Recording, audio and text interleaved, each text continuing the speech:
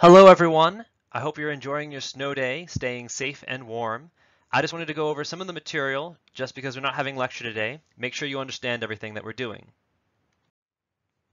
So a major misconception that we see around this time for many students has to do with the way that we loop over strings. Strings are a sequence type, just like lists, so you can loop over them using for loops and many other common Python mechanisms. There's three major ways that we usually do this. First is iterating character by character, and this gives us every single character of the string, in this case the 1, the comma, and the white space, the 2, comma, white space, 3, everything. The second method, the splitting into a list, takes in a value and splits the list based on that value. In this case it's a comma, so it would turn it into a list of 3 values, the 1, the space in the 2, and then for the last value of the list it's a space and a 3. So this third style also uses a split method. It's cut off a little bit down here by the by my little head, but it's calling the split method with no arguments. So that splits it on the white space by default. This is really useful when you have like new lines in a string or lots and lots of white space. It doesn't necessarily show up as frequently as passing in a value, but it happens sometimes. So let's take a look at how this actually works in practice. So over here, I have a video of some code. I initialize a string variable to be the string value 1, comma, space 2, comma, space 3. And then I iterate it through it character by character. This gives me each character, the 1, the comma, the space, every part of it gets treated as another character that I can just iterate through. So once it's finished iterating through those, yada, yada, yada, then we can look at the next style, which is splitting the list. Splitting the string into a list. We take this string, we find each of the commas, and we separate it into a list of 3 values. And then we iterate through each of those values in turn. So they're still strings, but they've been chunked. And you notice I got rid of all the commas. Kept the spaces, got rid of the commas. And in this third style, we're splitting on the white space. So we're still turning a string into a list, but now we've kept the commas and gotten rid of the white space. And that's actually pretty smart. It can handle multiple white spaces at once, new lines, everything. So that's a really convenient thing that comes up every now and then.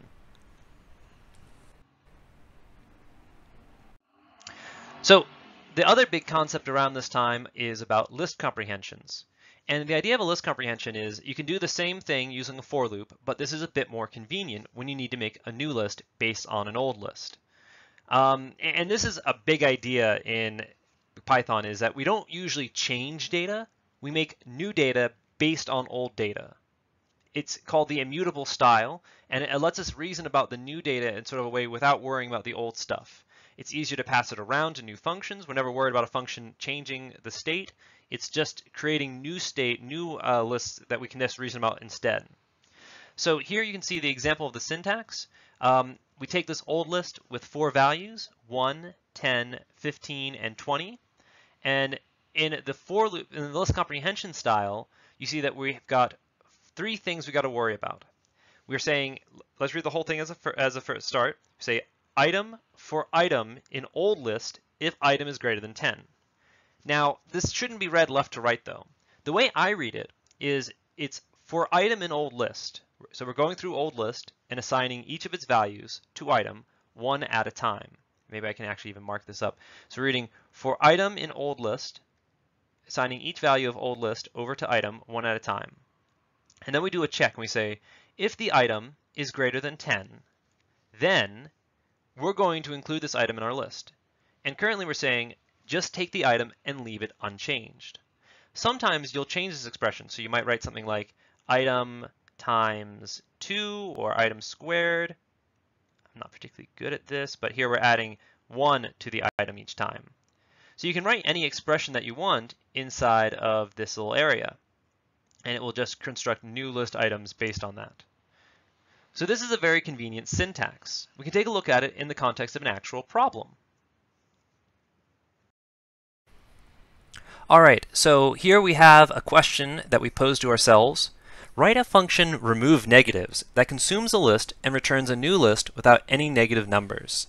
So when this function is done and ready, we should be able to call it in such a way that if we pass it a list of some negative and positive numbers, like this list right here, it would produce a list where there's only positive, there's no negatives. So in this case, 0, 1, and 2 would be the only things kept. Now, we know what the ins and outs should look like. How do we actually write it? We've actually learned two different ways of creating this function now that we know list comprehensions. Back in the day, we would use a for loop. So we define a function, remove negatives. It consumes a list. We could even call it a list of numbers, if you're being fancy. But we can't be too much more specific than that from what they've given us. But we know that we have a list of numbers. So we're going to end up creating a new list without any negatives. So we could call that only positives, or no negatives, or just new list. And we initialize it to be the empty list, because we're going to iterate through the old list and fill up this new list with the new values. So we say for a number in a list of numbers, if the number is positive, greater than or equal to 0, then we will include it. Otherwise, we don't. And when the function's all said and done, we return the new list. Seems pretty straightforward. We have a slight typo here, but this seems to be about right. So, looking at this, we could rewrite this using our list comprehension style very easily. Instead of, we still keep the header, still the same function, but now we're just doing a different implementation. We're going to use our list comprehension syntax. So there's the following blanks. We have an item expression, we have the iteration variable, and the list variable, and then we'll have a conditional expression. So remember, we write this inside out. We start with the list, the for loop component, and we say for the list of numbers that we're iterating over, we want to look at a number inside of it, and then we're asking a question about it. We're saying if a number is greater than or equal to 0. And see, I'm just moving things away from the original expression.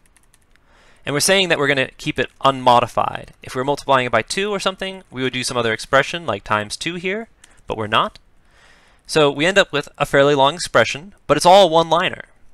Now, personally, for me, when my list comprehensions get long, I frequently break them up into multiple lines. There's different syntaxes and styles for this. I don't think there's any accepted correct version, but this is pretty much how I would structure it. So you see, it's a lot less code. I can focus on the important bits rather than worrying about needless and unimportant details about like initializing it. It's very concise. Some people like this, some people don't, and it's a little bit tricky to reason about lists in the sense of we're not removing elements, but we're instead creating a new list based on an old list. But some people prefer this, and it's an alternative syntax that shows up quite a bit, so it's worth knowing about. All right, well, thank you for watching. I hope that you learned something. Please continue to work on the lessons, and if you need help with anything, the Piazza is still around. Once the weather gets better, we'll have office hours again. Stay safe, and I hope to see you all on Wednesday. Otherwise, have a great day.